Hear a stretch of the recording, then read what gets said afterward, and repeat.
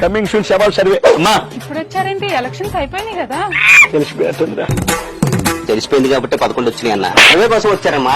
ఓ, ఇంట్లో ఉండే వాళ్ళ కోసం సర్వేలా? మీ ఇంట్లో ఎంతమంది ఉంటారమ్మా? నేను కాలేజ్కి వెళ్ళే బాబండి.